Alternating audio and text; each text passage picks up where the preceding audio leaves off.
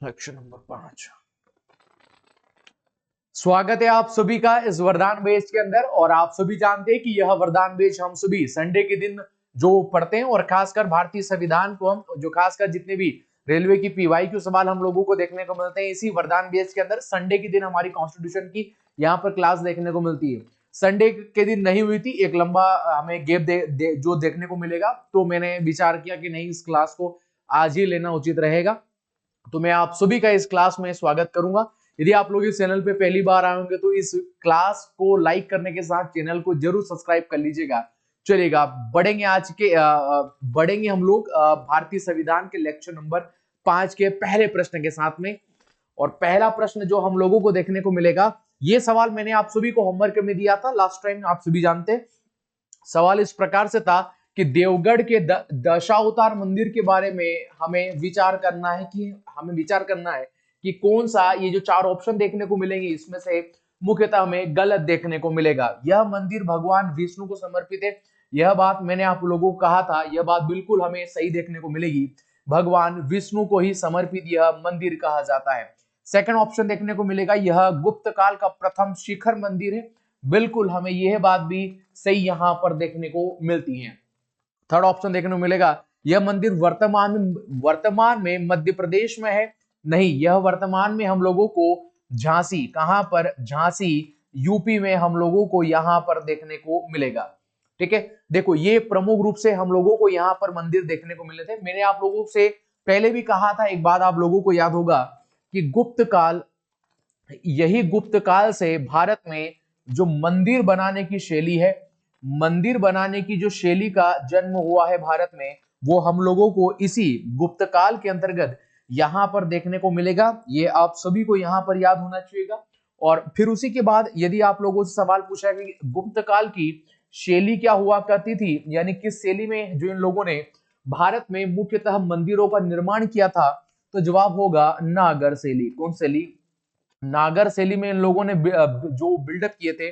भारत में मुख्यतः जो मंदिर बनाने की 3 प्रसिद्ध शैलियां हम लोगों को देखने को मिली। बाद में एक और हम लोगों को जो देखने को मिलती है, इसे हम लोग गांधार शैली के नाम से जानते हैं। बात करेंगे भारत में, हमें वेसर शैली देखने को मिलेगी, मंदिर बनाने की एक शैली जिसे हम लोग वेसर शैली के नाम से जानेंगे। फिर उसके बाद हमें यहाँ पर एक द्रविडियन शैली, कौन सी शैली? मंदिर बनाने की एक द्रविडियन शैली हम लोगों को यहाँ पर देखने को मिलेगी। मैंने आप लोगों से कहा था कि द्रविडियन शैली का विकास, या भारत में सबसे पहले इसका विकास किसके क्रम में प्रारंभ हुआ? तो जवाब होगा कि पल्लव वंश। पल्लव वंश के द्वारा सबसे पहले द्रविडियन शैली को भारत में यहाँ पर प्रारंभ किया गया। ये आप लोगों को याद होना चाहिए ये। लेकिन यदि सर्वाधिक जो प्रसिद्ध मंदिर बनाए गए इस द्रविडियन शैली में, प्रसिद्ध जो मंदिर बनाने का श्रेय दिया जाता है, वो भारत में पल्लवों को न देते हुए हम लोग चोला डायनेस्टी को देते हैं। यानी चोलों ने, यानी चोल वंश ने सर्वप्रथम भारत में सर्वाधिक प्रसिद्ध हमें यहाँ पर द्रविडियन शैली के मंदिर यहाँ पर दिए थे। वहीं पर भारत में जो गांधार शैली का विकास देखने को मिलेगा, मंदिर बनाने की जो गांधार शैली का विकास देखे, जो हमें जो देखने को मिलेगा, हम लोग जानते हैं, आप सभी जानेंगे कौन सा वंश हमें देखने को मिलेगा, तो कुषाण वंश। कौन सा? कुषाण वंश के समयकाल में हम लोगों को भारत में गांधार शैली का यहाँ पर विकास देखने को जो मिलेगा।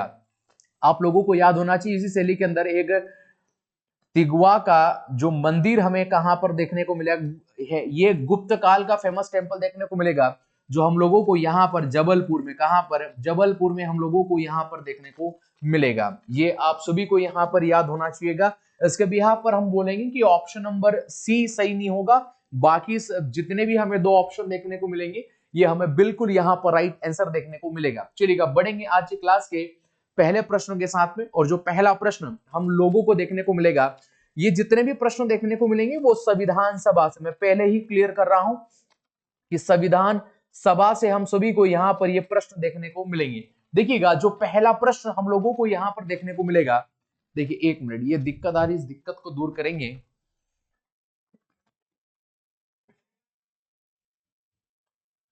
चलिए, खत्म हुई दिक्कत।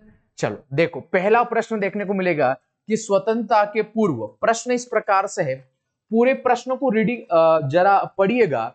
स्वतंत्रता के पूर्व के दिनों में प्रारंभ में किसने संविधान सभा का विचार किया था? यानी जब भारत पूरी तरीके से आजाद नहीं हुआ था, तो भारत की आजादी से पहले किसने भारतीय संविधान का सबसे पहले विचार किया था?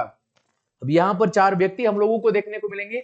पहले जो यहाँ पर देखने को मिलेंगे एम एन राय, पहले ऑप्शन देखने को मिले एम एन राय देखने को मिले। बी आर अम्बेडकर यहाँ पर देखने को मिलेंगे। थर्ड ऑप्शन एनी बेसेंट या जवाहरलाल नेहरू हमें ऑप्शन नंबर डी यहाँ पर देखने को मिलेंगे। अब देखिएगा, ये स्वतंत्रता के पूर्व से बात कर रहा है, और स्वतंत्रता के पूर्व में यदि दो व्यक्तियों का किसी प्रकार से विचार किया जाएगा तो या तो व्यक्तिगत रूप से पूछेगा, कि पहली बात तो सवाल पूछ लेगी व्यक्तिगत रूप से सबसे पहले किस व्यक्ति ने सबसे पहले विचार दिया था, तो जवाब होगा कि एम एन राय ने सबसे पहले जो विचार दिया था, और इनका विचार स्वतंत्रता के पूर्व सबसे पहले मान्य किया गया था। जो इस प्रकार का प्रश्न देखने को मिलेगा। लेकिन यदि इन चारों व्यक्तियों के, यदि ये चार ऑप्शन आप लोगों को नहीं देखने को मिले, इसी जगह किसी प्रकार की पार्टी का नाम देखने को मिलेगा, फॉर एग्जाम्पल भारतीय राष्ट्रीय कांग्रेस, पहला ऑप्शन आप मान के चलिएगा भारतीय राष्ट्रीय कांग्रेस हमें देखने को मिलेगा, पहला ऑप्शन।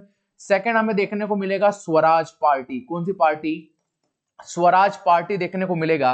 और स्वराज पार्टी के बाद जो तीसरा ऑप्शन देखने को मिलेगा वो मुस्लिम लीग होगा, मुस्लिम लीग आप मान लीजिएगा। और एक कौन सी?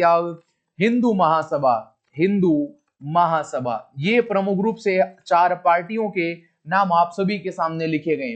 पहला भारतीय राष्ट्रीय कांग्रेस हम लोगों को यहां पर देखने को मिलेगी, और भारतीय राष्ट्रीय कांग्रेस के बाद सेकंड ऑप्शन स्वराज पार्टी का, मुस्लिम लीग का है, या हिंदू महासभा का। प्रश्न इसी प्रकार से तैयार किया गया है कि स्वतंत्रता के पूर्व के दिनों में जो संविधान सभा का सबसे पहले विचार किस पार्टी ने मुख्य रूप से रखा था, ये आप सभी को इस सवाल का जवाब देना है।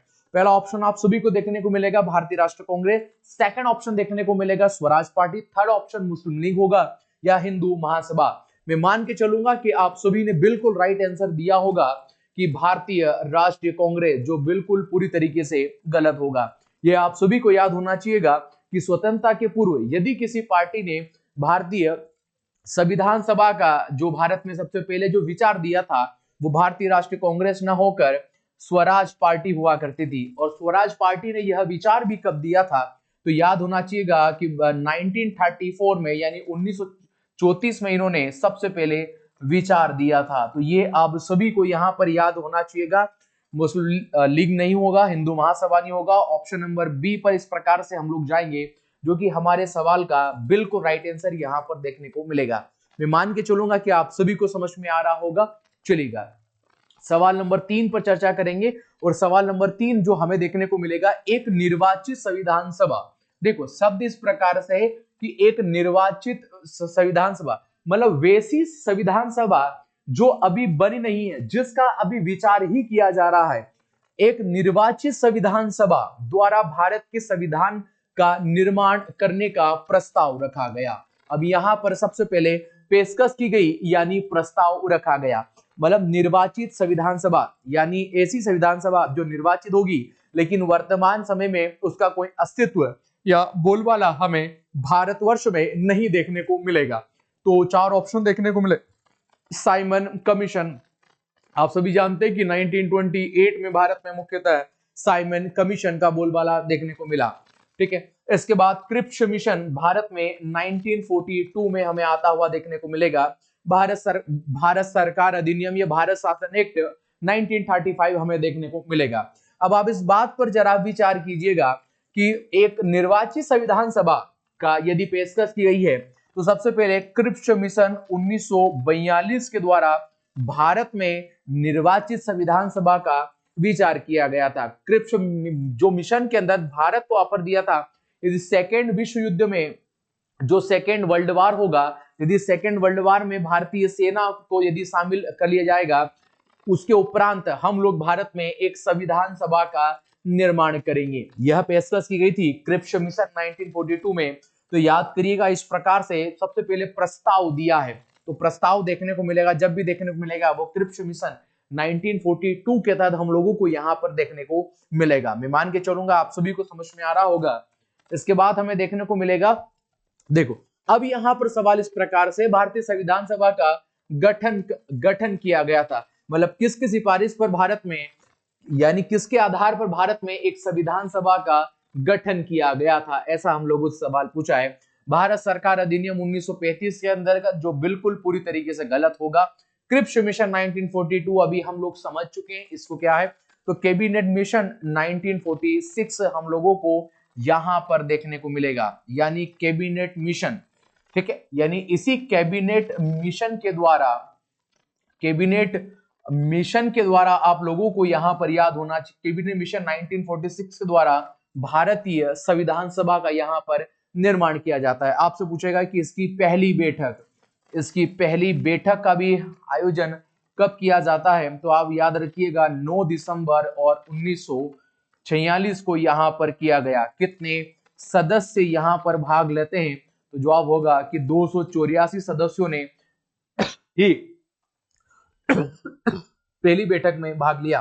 कितनी महिलाएं शामिल थी, अगर पूछेगा कितनी महिला सदस्य यहां पर शामिल थी, हमारे लिए गौरव की बात होगी कि महिलाओं ने भी इसमें पार्टिसिपेट किया था। तो 8 प्रमुख महिलाओं का यहां पर बोलबाला देखने को मिला।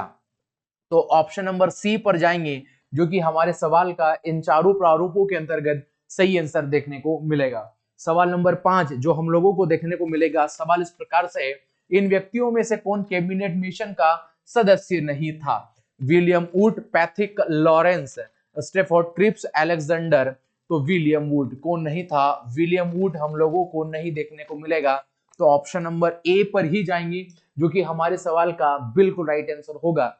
सवाल नंबर 6 पर चर्चा करेंगे, और सवाल नंबर 6 इस प्रकार से देखिएगा, 1946 में, देखो 1946 में निर्मित अंतरिम सरकार, देखो प्रश्न यहां पर रेडी करिएगा, अंतरिम सरकार में कार्यपालिका परिषद के उप सभापति थे। कार्यपालिका परिषद के जो उप सभापति देखने को मिले थे, फिर से क्या चीजें दिक्कत आ रही है, ठीक है, अब जो दिक्कत आएगी तो माफी चाहेंगे आप सबसे। 1946 में निर्मित अंतरिम सरकार के कार्यपालिका परिषद के उप सभापति थे। अब यहां पर उप सभापति यानी आप मान लीजिएगा कि इसके उपाध्यक्ष कौन थे, इसके बिहाफ पर आप सभी मान सकते हैं। 4 ऑप्शन आपको दिए, आप जरा सोचिएगा, तर्क लगाइएगा सबसे पहले कि उप सभापति कौन होंगे, पहली अंतरिम सरकार के उप सभापति कौन चुने गए थे। आप सभी को हमने समय दिया, आप मुझे बताइएगा इस सवाल का क्या राइट आंसर देखने को मिलेगा। Jawaharlal Nehru, doctor S Radhakrishnan, Shri Rajagopalachari, doctor Rajendra Prasad, ये आप लोगों को यहां पर देखने को मिलेंगे। देखो तो मैं मान के चलता हूं कि उप सभापति जो है वो किन्होंने क्या क्या टिक लगाए होंगे, तो यहां पर राइट आंसर देखने को मिलेगा जवाहरलाल नेहरू। जवाहरलाल नेहरू जब पहली बार भारत में अंतरिम सरकार बनी थी, उसके उप सभापति यानी उपाध्यक्ष मुख्य तौर पर देखे गए।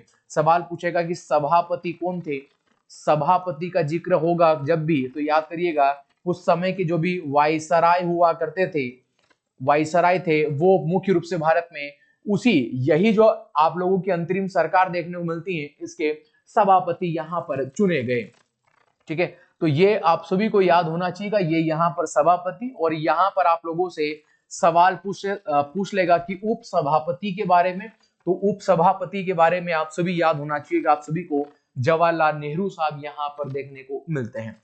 डॉक्टर राजेंद्र प्रसाद के बारे में बात करेंगे, आप सभी जानेंगे जब संविधान सभा की पहली बैठक देखने को मिली, जब पहली बैठक हम लोगों को यहां पर देखने को मिली, और पहली बैठक 9 दिसंबर 1946 को हमें यहां पर देखने को मिलेगी, जिसमें पहली बैठक के जो सदस्य चुने गए वो यहां पर डॉक्टर, जो आपके अध्यक्ष डॉक्टर सच्चिदानंद यहां पर सिन्हा साहब चुने गए। अब यहां पर चुने गए, हम सभी जानते हैं कि जो दूसरी बैठक कब होती है, 11 दिसंबर 1946 को भारत में दूसरी बैठक का आयोजन यहां पर मुख्य तौर पर किया गया। लेकिन जब दूसरी बैठक का यहां पर आयोजन किया, तो पुण्यतः यहां पर आप लोगों के स्थायी अध्यक्ष किसे चुन लिया गया, स्थायी, जो आप लोगों से सवाल पूछ लेगा कि आपके स्थायी अध्यक्ष किसे चुना गया था, तो जवाब होगा कि डॉक्टर राजेंद्र प्रसाद को। डॉक्टर राजेंद्र प्रसाद को भारत में स्थायी सदस्य इसी संविधान सभा का चुन लिया गया था। लेकिन यदि इन प्रश्नावलियों में से एक प्रकार से प्रश्न यह बना कि इन्हें किस प्रकार से चुना गया था, क्या इनको चुनने के लिए किसी प्रकार का चुनाव जो ये करवाया गया, तो जवाब होगा नहीं। यह पुण्यतः भारत में 10 दिसंबर, डेट याद रखिए, 10 दिसंबर और 1946 को निर्विरोध यहां पर चुने गए। सभी लोगों ने सर्वमान्य समिति से डॉक्टर राजेंद्र प्रसाद जी के नाम पर मोहर 11 दिसंबर 1900 यहां पर 46 को नहीं बल्कि 10 दिसंबर 1946 को ही लगा दी गई थी, परंतु अंतिम रूप से जो फैसला रख दिया गया वो 11 दिसंबर 1946 को डॉक्टर राजेंद्र प्रसाद जी के नाम पर सर्वमान्य कर दिया गया कि आज से यही इसी संविधान सभा का मुख्य रूप से संचालन करेंगे। इनका आगे चलकर बोलबाला हम लोगों को यहाँ पर देखने को मिलता है। तो अभी हमारे सवाल का राइट आंसर होगा ऑप्शन नंबर ए। ठीक है, आगे हम लोग बताएंगे यदि किसी संबंधित सवाल ये पूछ लेगा कि इनके नाम की सिफारिश किसके द्वारा की गई, यानी जो 10 दिसंबर 1946 को डॉक्टर राजेंद्र प्रसाद संविधान सभा के पहले जो अध्यक्ष यहां पर बनते हैं और वो भी स्थायी अध्यक्ष, तो मैं माफी चाहूंगा, गलत जा रहा हूं मैं, ये डॉक्टर सच्चिदानंद सिन्हा साहब यहाँ पर आप लोगों से सवाल पूछ लेगा इनके नाम की सिफारिश पर किनके द्वारा की गई थी, तो जेपी कृपलानी, किनके, जेपी कृपलानी जी के द्वारा इनके नाम की सिफारिश की गई थी, डॉक्टर सच्चिदानंद सिन्हा जो अस्थायी बने थे। अब डॉक्टर सच्चिदानंद सिन्हा, यह भारत में ऐसा रूल कहां से आया कि जिसकी जो सबसे वरिष्ठ होगा उस संविधान सभा में उसे पहली बार भारत में अस्थायी अध्यक्ष के तौर पर चुन लिया गया, यानी सबसे वरिष्ठ को ही भारतीय जो संविधान सभा बनेगी उसमें सबसे वरिष्ठ व्यक्ति को ही संविधान सभा का पहला अध्यक्ष यहाँ पर चुना जाएगा। तो ये जो संपूर्ण प्रक्रिया है कि वरिष्ठता के आधार पर भारतीय संविधान सभा में पहले अध्यक्ष को यहाँ पर चुना जाएगा। तो ये जो पूरी प्रक्रिया है हम लोगों को फ्रांस से देखने को मिलती है। ये मॉडल हम लोगों ने कहां से अपनाया था, तो ये मॉडल हम लोगों ने फ्रांस से लिया था। तो मैं मान के चलूंगा कि आप सभी को यहाँ पर ये समझ में आया होगा। सवाल नंबर 7 पर चर्चा करेंगे और सवाल नंबर 7 देखने को मिलेगा, निम्नलिखित में से कौन अगस्त 1946 में गठित प्रथम अंतरिम राज्य सरकार का सदस्य नहीं था। अब यहां पर सवाल पूछा गया है कि यहां पर देखिएगा प्रथम गठित ये आपके अंतरिम सरकार का सदस्य नहीं था, तो डॉक्टर एस राधाकृष्णन कौन नहीं थे, डॉक्टर ए राधाकृष्णन नहीं थे। ये आप सभी को जगजीवन राम कौन थे, तो दोस्तों ये श्रम मंत्री, कौन क्या चुने गए थे, श्रम मंत्रालय इनके पास था। डॉक्टर राजेंद्र प्रसाद यह खाद्य एवं कृषि मंत्री यहाँ पर चुने गए थे। श्री राजगोपालाचार्य उनके पास उस समय इनके पास शिक्षा मंत्रालय इन्हीं के पास हुआ करता था। तो मैं मान के चलूंगा कि आप सभी को यहाँ पर समझ में आया होगा। इसी के बाद सवाल नंबर 8 पर पुनः हम लोग जाएंगे। सवाल नंबर 8 है, संविधान सभा के सदस्यों का चुनाव कैसे हुआ था। संविधान सभा में टोटल संविधान सभा में कितने सदस्य चुने गए थे, आप सभी जानते हैं कि 208 सदस्य कांग्रेस से किससे चुने गए थे, कांग्रेस से यहाँ पर देखने को मिलेंगे। 73 हम लोगों को मुस्लिम लीग से, किससे, मुस्लिम लीग से हम लोगों को यहाँ पर देखने को मिलते हैं। ठीक है, इसके बाद 15 अन्य सदस्य यहाँ पर चुने गए थे, 15 अन्य सदस्य यहाँ पर चुने जाते हैं। ठीक है, अब ये 15 जन सदस्य चुने जाते हैं, इसमें से जो 8 सदस्य थे ये सभी निर्दलीय चुने गए, किसी पार्टी से संबंधित नहीं थे, बल्कि इन्हीं 15 सदस्यों में से जो 7 सदस्य चुने गए, ये संख्या सभी याद रखिएगा कि इस 15 सदस्यों में से जो 7 सदस्य चुने गए यह कहीं छोटी पार्टियों के द्वारा चुने गए। जो छोटी पार्टियां थी इनके द्वारा प्रमुख रूप से चुने गए। तो संविधान सभा में 7 ऐसे सदस्य थे जो छोटी पार्टियों से और 8 ऐसे सदस्य थे जो निर्दलीय, जिन्होंने चुनाव लड़ा और जो आपस में जीते। 208 व्यक्ति कांग्रेस से और 73 मुस्लिम लीग का यहाँ पर समर्थन प्राप्त हुआ, इतने लोगों को। ठीक है, चलो आगे बढ़ते हैं। सीधे जनता के द्वारा, क्या इनको सभी को जनता के द्वारा चुना गया? नहीं, जनता के द्वारा नहीं चुना गया। हम लोग देखेंगे कि अप्रत्यक्ष चुनाव हुए। कैसे चुनाव हुए? अप्रत्यक्ष चुनाव हुए और टोटल 10 लाख की जनसंख्या पर एक सदस्य का बोलबाला रहा, एक सदस्य को यहाँ पर चुना गया, यानी 10 लाख की जनसंख्या पर एक सदस्य को यहाँ पर चुना जाता है। भारतीय राष्ट्रीय कांग्रेस के नामांकन द्वारा नहीं, ये तालिबानी क्वेश्चन हो सकता है। भारतीय राष्ट्रीय कांग्रेस के शासकों के नामांकन द्वारा नहीं, बल्कि प्रांतीय संविधान सभाओं के द्वारा। किन के द्वारा? प्रांतीय संविधान सभाओं के द्वारा यहाँ पर चुना गया। ठीक है, ये आप सभी को याद होना चाहिएगा। लेकिन अगर प्रश्न ऐसा बना, सभी याद रखिएगा कि प्रांतीय संविधान सभा से चुनने वाली की एकमात्र महिला या पहली और या एकमात्र महिला तो मस्करिनी कौन है दोस्तों? मस्करिनी, ये आप सभी को याद होना चाहिएगा। मस्करिनी एकमात्र थी जो कि प्रांतीय सभा से एकमात्र महिला यहाँ पर चुनी गई थी। ठीक है, चलिएगा आगे बढ़ते हैं। ये सारी चीजें आप सभी याद रखेंगे, यानी प्रांतों से सारे व्यक्तियों को चुना गया और किन ने वोट दिया था? जो जिनके पास पूर्ण रूप से बोलबाला रहा, जिन व्यक्तियों का दबदबा था, जिनके पास पैसे ज्यादा थे। ठीक है, तो ऐसे प्रकार के लोगों ने एक सदस्य को यहाँ पर चुना। ठीक है, आगे सवाल देखने को मिलेगा। देखो, डॉक्टर संविधान सभा के चुने गए स्थायी यहाँ पर अध्यक्ष कौन थे? डॉक्टर भीमराव अंबेडकर थे, ये हमें देखने को मिलेंगे। डॉक्टर सच्चिदानंद सिन्हा, डॉक्टर राजेंद्र प्रसाद या एस राधाकृष्णन। एस राधाकृष्णन जो थे वो हमारी जो संविधान सभा बनी थी, हमारी जो संविधान सभा देखने को मिलेगी, और हमारी संविधान सभा के अगर आप लोगों से सवाल पूछ लेगा कि प्रवक्ता किसे चुना गया था, उसी संविधान सभा का जो प्रवक्ता किन्हें चुना गया था, तो एस राधाकृष्णन जो साहब थे, इन्हें हमारी संविधान सभा का प्रवक्ता यहाँ पर चुना गया था।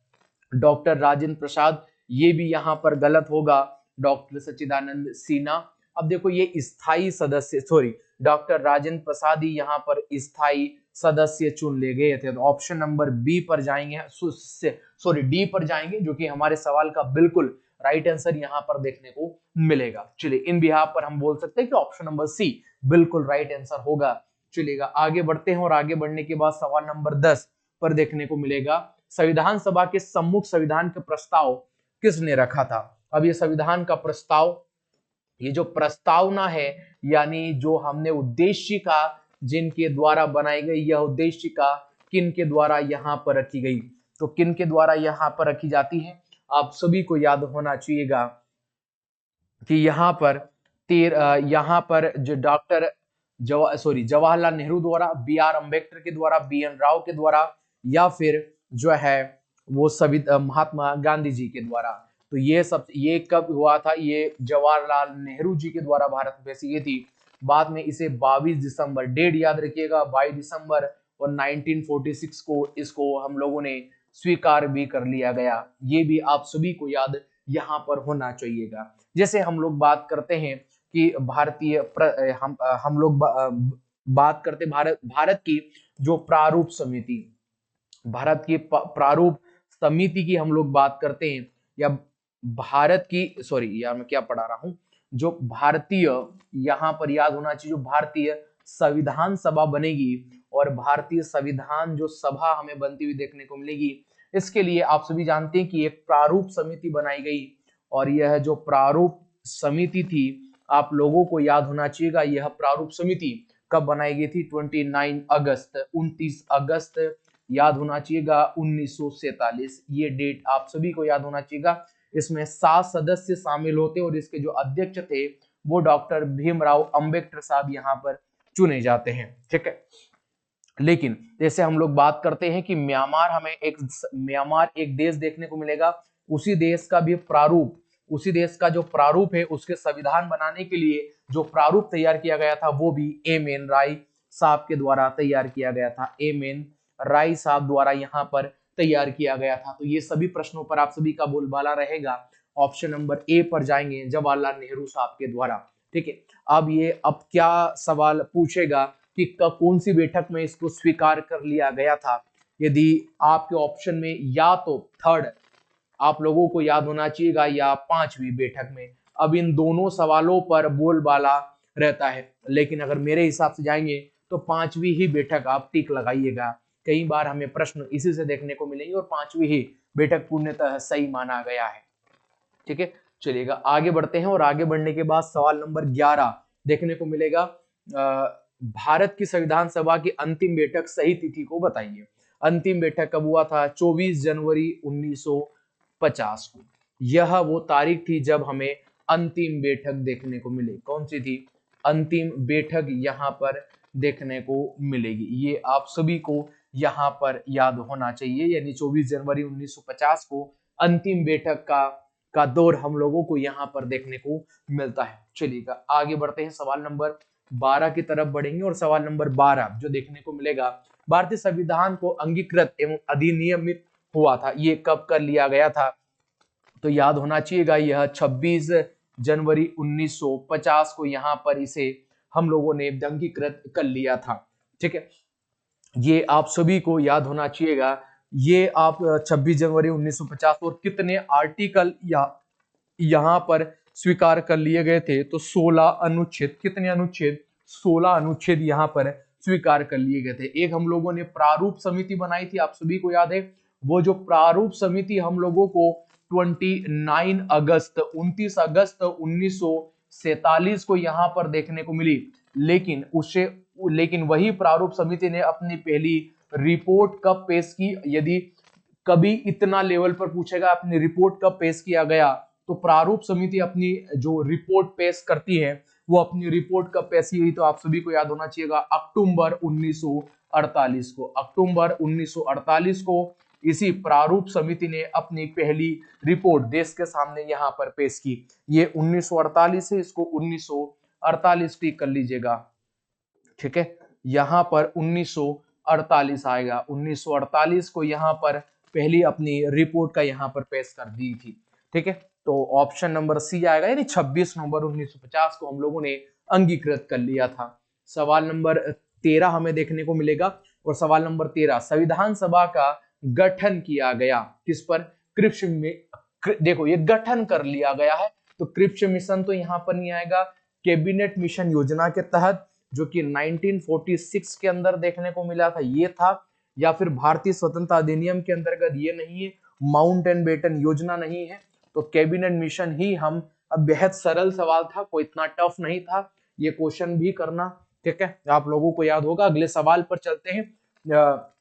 निम्नलिखित में से ये निम्नलिखित में से कौन से दल का प्रतिनिधित्व भारतीय संविधान सभा में नहीं था? मतलब किस दल के लोग यहाँ पर भारतीय संविधान सभा में भाग नहीं लिया था? ठीक है, ये कम्युनिस्ट पार्टी। देखो पहला ऑप्शन लेबर पार्टी देखने को मिलेगा, हिंदू महासभा यहाँ पर देखने को मिलेगा, यहाँ पर फिर शेड्यूल कास्ट फेडरेशन देखने को मिलेगा, या कम्युनिस्ट पार्टी यहाँ पर देखने को मिलेगा।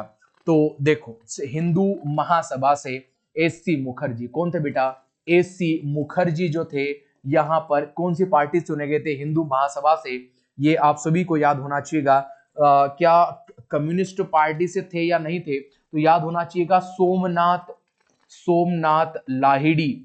सोमनाथ जो लाहिड़ी थे, ये याद होना चाहिएगा। सोमनाथ लाहिड़ी एकमात्र कम्युनिस्ट नेता, याद रखिएगा, यदि पूछेगा एकमात्र कम्युनिस्ट नेता कौन चुने गए, तो सोमनाथ लाहिड़ी यहाँ पर चुने गए। ये शेड्यूल कास्ट फेडरेशन के ये पार्टी कौन सी थी? इसमें भीमराव अंबेडकर साहब को यहाँ पर चुना गया। ठीक है, ये आप सभी को याद होना चाहिएगा। लेबर पार्टी से बिल्कुल भी सदस्य यहाँ पर मतलब इस पार्टी का बोलबाला नहीं देखने को मिला है, बल्कि हिंदू महासभा से एससी मुखर्जी थे, शेड्यूल कास्ट फेडरेशन से भीमराव अंबेडकर साहब का बोलबाला देखने को मिला, कम्युनिस्ट पार्टी से सोमनाथ लाहिड़ी हमें देखने को मिले। और एकमात्र, अगर पूछेगा एकमात्र, देखो प्रश्न बनेगा एकमात्र फारसी नेता कौन चुनेगा? यदि ऐसा सवाल यदि आप लोगों को देखने को मिलेगा, तो पीएच मोदी। कौन दोस्तों? पीएच मोदी यहाँ पर देखने को मिलेंगे। ठीक है, पीएच मोदी एकमात्र फारसी नेता हम लोगों को यहाँ पर देखने को मिले थे। ये आप सभी को यहाँ पर याद होना चाहिएगा। ठीक है, चलिएगा आगे बढ़ते हैं। तो सवाल का राइट आंसर होगा ये जो लिबरल पार्टी नहीं थी, इसका प्रतिनिधित्व देखने को नहीं मिलेगा। Hindu Mahasabha, SC Mukherjee, schedule caste federation, Bhimrao Ambedkar, और कम्युनिस्ट जो नेता एकमात्र थे वो सोमनाथ लाहिड़ी यहाँ पर देखने को मिलते हैं। चलिएगा आगे बढ़ते हैं। और आगे बढ़ने के बाद हमें देखने को मिलेंगे भारतीय संविधान सभा के प्रथम दिन के अधिवेशन की अध्यक्षता, तो प्रथम दिन के अधिवेशन की अध्यक्षता किनके द्वारा की गई थी?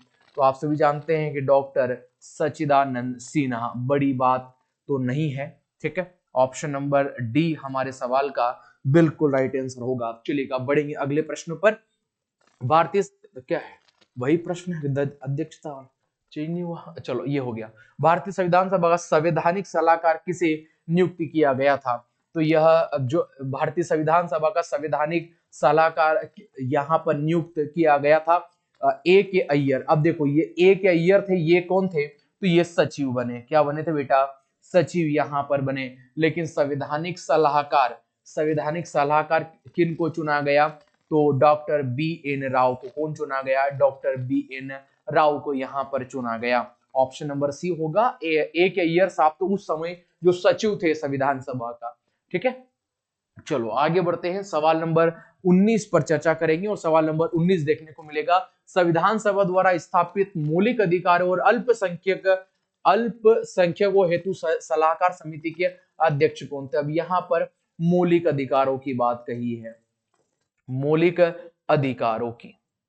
मौलिक, यदि आप लोगों से अधिकारों के और यदि अल्पसंख्यक कौन दोस्तों, यहाँ पर सवाल पूछा जाए कि अल्पसंख्यक जो हम लोगों को यहाँ पर समिति इस प्रकार की दोनों देखने को मिलेगी, इनके थे सरदार जी पटेल, सरदार वल्लभ भाई पटेल। सरदार पटेल में यहाँ शॉर्टकट लिख रहा हूं, आप सभी को यहाँ पर याद होना चाहिएगा। इसके बाद में यहाँ पर यदि सवाल पूछेगा अल्पसंख्यक, सवाल पूछेगा अल्पसंख्यक उप समिति, अल्पसंख्यक उप समिति यदि सवाल पूछेगा तो यहाँ पर याद होना चाहिएगा मुखर्जी साहब, एससी मुखर्जी साहब, यहाँ पर आप सभी को याद होना चाहिएगा। और सवाल यदि पूछेगा कि मौलिक, सवाल पूछेगा यदि मौलिक, यहाँ पर सवाल पूछेगा मौलिक अधिकारों, मौलिक अधिकारों के लिए उप समिति, इसके लिए उप समिति जो थे इसमें कौन चुने गए? तो जवाब होगा जेपी कृपलानी। कौन चुने यहाँ पर इसके उप के कौन चुने गए थे? जेपी कृपलानी साहब यहाँ पर चुने गए थे। तो ये सब आप लोगों को यहाँ पर याद होना चाहिएगा। तो यहाँ पर सरदार पटेल जी ही हमारे सवाल का बिल्कुल राइट आंसर देख। ये दोनों के तो जो ये सरदार पटेल थे अल्पसंख्यक उप समिति, मुखर्जी साहब मौलिक अधिकारों का उप समिति, तो जेपी कृपलानी साहब यहाँ पर देखने को मिलते हैं। सवाल नंबर 20 देखने को मिलेगा। और सवाल नंबर 20 इस प्रकार से है, संविधान को 26 जनवरी के दिन लागू करने का निर्णय लिया गया क्योंकि यह एक शुभ दिन था। यह शुभ दिन है हम सबका, फहरारो तिरंगा। तो ये गलत बात है। इस स्थिति को 1942 ईस्वी में भारत के छोड़ो आंदोलन प्रारंभ किया गया था, यह बात बिल्कुल गलत है। कांग्रेस ने स्थिति को 1930 ईस्वी में स्वतंत्रता दिवस के रूप में मनाया था, हाँ यह बात सही है। इन लोगों ने 26 जनवरी, डेट याद करिएगा, 26 जनवरी 1930 को, और खासकर रावी नदी के तट पर, ठीक है, लाहौर में यह भारतीय ध्वज को हराया था और स्वतंत्रता की घोषणा कर दी थी। तो ऑप्शन नंबर सी होगा जो कि हमारे सवाल का बिल्कुल राइट आंसर यहां पर होगा, देखने को मिलेगा। अगला सवाल है, देखो अगला सवाल इस प्रकार से है कि भारतीय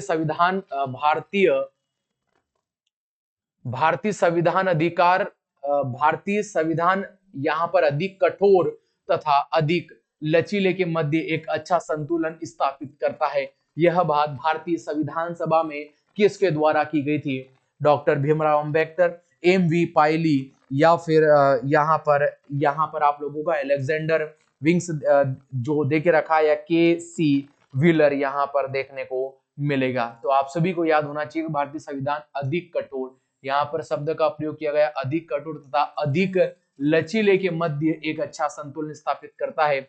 ये डॉक्टर भीमराव अंबेडकर, किन के द्वारा बात कही गई थी? डॉक्टर भीमराव अंबेडकर जी के द्वारा। ऑप्शन नंबर ए ही हमारे सवाल का बिल्कुल राइट आंसर देखने को मिलेगा। सवाल नंबर 22 की तरफ जाएंगे। और सवाल नंबर 22 हम लोगों को देखने को मिलेगा, संविधान सभा में भारतीय संविधान का तृतीय वाचन कब हुआ था? तृतीय वाचन कब प्रारंभ हुआ था? तो ये याद होना चाहिएगा कि यह कब प्रारंभ हुआ था। तो 14 नवंबर 1949 को यहाँ पर तृतीय वाचन देखने को मिलेगा। बात करेंगे कि पहले ये वाचन के बारे में, तो 5 नवंबर 1948 से ये प्रारंभ हुआ, तो 9 नवंबर डेट याद कर लीजिएगा 9 नवंबर 1948 तक ये यहाँ पर चलता है, आप सभी को याद होना चाहिए। इसके बाद यह 15 नवंबर, डेट याद रखिए 15 नवंबर 1948 को अपना द्वितीय वाचन भारतीय संविधान सभा करेगी। इससे पहले प्रथम वाचन हम लोगों को देखने को मिलेगा। तो 15 नवंबर 1948 से लगाकर तो 17 अक्टूबर, कौन सा 17 अक्टूबर, और ये 17 अक्टूबर और आपका 1949, ठीक है, ये 49 है, ठीक है, 49 तक द्वितीय वाचन देखने को मिलेगा। इसके बाद जो तृतीय वाचन हम लोगों को देखने को मिला ये यहाँ पर 14 नवंबर, डेट याद करिएगा कि 14 नवंबर 1949 से लगाकर तो ये 26 नवंबर 1949 तक हमें तीसरा वाचन यहाँ पर देखने को मिला। तो भारतीय संविधान सभा में प्रमुख रूप से 3 वाचनों का बोलबाला देखने को मिला, और तीसरा जो वाचन है ये 14 नवंबर 1949 से लगाकर 26 नवंबर 1949 तक देखने को मिला। यहाँ पर हम बोलेंगे कि ऑप्शन नंबर ए ही हमारे सवाल का बिल्कुल राइट आंसर देखने को मिलेगा। सवाल नंबर 23 जो हम लोगों को देखने को मिलेगा, सवाल नंबर 23 प्रकार से निम्नलिखित में कौन संविधान सभा का एक गैर कांग्रेसी सदस्य था? जेपी कृपलानी, तो ये तो सदस्य थे, जेपी कृपलानी साहब तो बिल्कुल सदस्य थे। डॉक्टर भीमराव अंबेडकर के मुंशी भी थे, टीटी ये कृष्णाचारी था, तो हम लोग कहेंगे कि डॉक्टर भीमराव अंबेडकर ही नहीं थे संविधान सभा के, ठीक है। अब संविधान सभा आप सभी जानेंगे जब संविधान सभा बनी, तो यही जब संविधान सभा बनेगी, इसके लिए सबसे पहले यहाँ पर जो संविधान सभा के लिए जो चुने गए थे डॉक्टर भीमराव साहब, वो पश्चिम बंगाल के सीट पर यहाँ पर चुने गए। लेकिन फिर इसके उपरांत आप सभी जानेंगे कि यह मुंबई प्रांत, कौन सा मुंबई प्रांत से यहाँ पर चुने गए, और सीट थी पुणे से मुख्य रूप से यहाँ पर ये चुने जाते हैं। और इसी मुंबई प्रांत से कितने सदस्य संविधान सभा के लिए चुने गए थे? तो 21 सदस्यों को यहाँ पर चुना गया। आप सभी को याद होना चाहिएगा। आपसे मेरा प्रश्न है, मतलब मैं आप लोगों से प्रश्न कर रहा हूं, संविधान सभा के लिए जब डॉक्टर भीमराव साहब अंबेडकर गए भारतीय संविधान सभा में, तो किस व्यक्ति की सीट खाली करवाई गई थी? ठीक है, तो ये आप सभी को बताना। इसके बिहाफ पर ऑप्शन नंबर बी हमारे सवाल का बिल्कुल राइट आंसर यहाँ पर देखने को मिलेगा। सवाल नंबर 24 की बात करेंगे, और सवाल नंबर 24 हमें देखने को, कैबिनेट मिशन योजना 1946 में प्रस्ताव किया गया, एकात्मक सरकार होगी, ऐसा किया गया। शक्तिशाली केंद्र सहित संघात्मक सरकार होगी, कमजोर केंद्र सहित एक संघात्मक सरकार देखने को मिलेगी। ऑप्शन नंबर सी पर हम लोग जाएंगे। ऑफलाइन क्लासों में हमने कई बार इसका मीनिंग यहाँ पर समझा है। सवाल नंबर 25 हमें देखने को मिलेगा, संघ द्वारा राज्यों को निर्देश देने का जो प्रत्यय संविधान सभा के रचयिताओं ने अभिग्रहण किया था, यानी यह राज्यों को निर्देश देने का अभिग्रहण कब किया, किसके द्वारा किया गया था? भारत सरकार अधिनियम 1935 से, अमेरिकी संविधान से, सोवियत संविधान से, या ऑस्ट्रेलियन संविधान से देखने को। ऑस्ट्रेलिया का तो नाम ही मत लो आप, ठीक है। ऑप्शन नंबर ए आएगा, ये भारत शासन एक्ट 1935 से हमने राज्यों को निर्देश देने की वाला यहाँ पर अधिनियम हम लोगों ने स्वीकार किया। तो ऑप्शन नंबर ए ही हमारे सवाल का बिल्कुल राइट आंसर होगा। और यह अंतिम प्रश्न आप सभी के लिए देख लेते, और बचा है क्या? चलो नहीं बचा है। ये आप सभी के लिए सवाल आज की क्लास का ये रहा कि भारतीय संविधान सभा का कौन सा अनुच्छेद संवैधानिक प्रावधानों की संघीय संसद, राज्य विधानसभा, पालिकाओं द्वारा बनाए गए नियमों कानूनों को प्राथमिकता प्रदान करता है? 245 ऑप्शन है, 32 है, 236 है, या 46 है। ये सवाल आप सभी के लिए मैं मान के चलूंगा कि आप सभी इस सवाल का जवाब मुझे कमेंट बॉक्स में देंगे।